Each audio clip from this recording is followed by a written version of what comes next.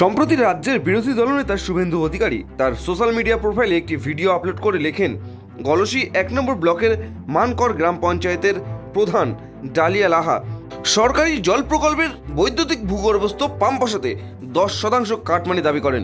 ঠিকাদারটি তৎক্ষণাৎ 2% হিসাবে 5,000 টাকা কাটমানি দিতে রাজি হলেও তা নিতে অস্বীকার করেন পঞ্চায়েত প্রধান ডালিয়া লাহা। তিনি বলেন, মূল কাজের টাকার অঙ্কের হিসাবে 1.5 লক্ষ টাকা, 10% হারে তার টাকা লাগবে। এত কম টাকায় হবে না, অন্যরা তাই দেয়। দেখুন, তৃণমূলের সরকার যবে থেকে এসছে তবে থেকে পঞ্চায়েত সমিতি, জেলা পরিষদ, পৌরসভা, বিভিন্ন প্রশাসনিক ভবনে বিভিন্ন কাজের জন্য, মানুষের কাজের জন্য একটা ফিক্সড রেট আছে কাটমানি হিসেবে। সেটা বিভিন্ন সময় আমরা দেখেছি, বিভিন্ন মিডিয়ার মাধ্যমে বেরিয়ে এসছে এবং এর সাংসদরা পার্সেন্টেজ ফিট করে দেয়। এদের সর্বময় যে নেত্রী আছেন তিনি ঠিক করে দেন, তিনি বলেন প্রকাশ্যেই যে আপনারা একা খাবেন না, ভাগ করে খাবেন, তুলতে সরাসরি বলে দেয়। এর সাংসদরা সবসময় দেখেছি বলেছে যে 75% পার্টিকে দেবেন, 25% নিজে রাখবেন। তো বিভিন্ন সময় প্রকাশ্যে এসছে, নতুন কি?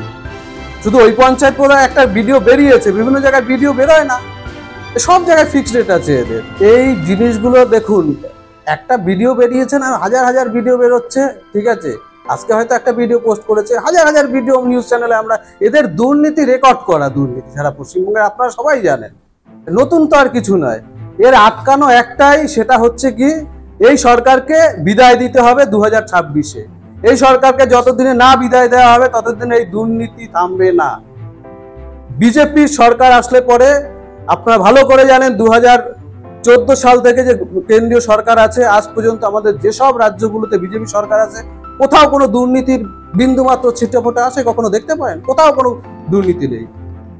নরেন্দ্র মোদী 2014 সালে যে ডাক দিয়েছেন দুর্নীতি মুক্ত ভারতবর্ষ, তার আজ পর্যন্ত এই 2025 সাল হতে চললো, আজ পর্যন্ত কোথাও কোনো বিন্দুমাত্র নেই। একমাত্র বিজেপি সরকার পশ্চিমবঙ্গে আসলে দুর্নীতিমুক্ত পশ্চিমবঙ্গ গঠন হতে পারে 2026-এ। এই সরকারের দ্বারা কোনো দুর্নীতিমুক্ত সরকার হতে পারে না, দুর্নীতিমুক্ত কিছু হতে পারে না। কারণ আপনি যদি বিড়ালকে বলেন মাছকে থেকে মাছ খাবি না, মাছ পাহারা দিতে বলেন, মানে সেটা সম্ভব না। দেখুন, ওনাদের আইটি সেল বিভিন্ন নিউজ বিভিন্ন সময় বিভিন্নভাবে ওনারা প্রচার করে। ওদের যে আইটি সেলের যে আছে ইসাম নাম, তো তারই কাজ হচ্ছে কি এই ধরনের মানে ভিডিও বিভিন্ন সময় বিভিন্নভাবে প্রচার করা। এখন এই ভিডিও প্রচার করেছে, উনি কোথা থেকে পেয়েছে, কি হচ্ছে, কি সত্যতা যাচাই করা আছে আমার জানা নেই বিষয়টা। তবে বলছেন যে বিরোধী দলনেতা এখনো সত্যতা যাচাই করেননি। আমার তো জানা নেই সত্যতা কি ভিডিও যাচাই করা যদি থেকে থাকে, যদি এই ধরনের ঘটনা হয়ে থাকে সেটা সর্বভুল, কিন্তু আমার সন্দেহ আছে। তবে এই ভিডিওর প্রতি আপনার সন্দেহ আছে? অবশ্যই। যদি সঠিক হয় সেক্ষেত্রে কি পদক্ষেপ নেওয়া উচিত? সেটা প্রশাসনিক স্তরে পদক্ষেপ নেওয়া হবে, দলীয়ভাবে কঠোর সিদ্ধান্ত নেওয়া হবে। এই একটা ভিডিওর উপরে ভিত্তি করে দত্তপুকুরের যারা বিজেপি নেতৃত্ব তারা বলছেন যে দেখুন, ওনাদের তো কোনো কাজ নেই। দত্তপুকুরে বিজেপিটা কারা করছে সঠিকভাবে সেটা এখন জানা মুশকিল। তো যাক, আজকে যিনি মন্ডল সভাপতি, কালকে তিনি আবার অন্য মোর্চার সভাপতি। তো এখন সেই জায়গা থেকে দাঁড়িয়ে কে কোথায় ওদের কে নেতা হবে সেই নিয়ে ওদের দ্বন্দ্ব। আর বিরোধী দলনেতার যেটা মেন কাজ, সে তার নিজের বিধানসভা নন্দীগ্রাম বা নিজের জেলা সেই জায়গায় গিয়ে সামলাক, সেখানে ভাঙন ধরে গেছে। আর ওনাকে আমি আগের দিনও বলেছি, এখনো বলছি, উনি যাদেরকে নিয়ে ডায়ে বায়ে ঘুরে বেড়াচ্ছে, ফটো ফ্রেমে বন্দী হচ্ছে, তার মধ্যে থেকে যে কোনো মুহূর্তে যে কোনো দিন তৃণমূলে চলে আসবে।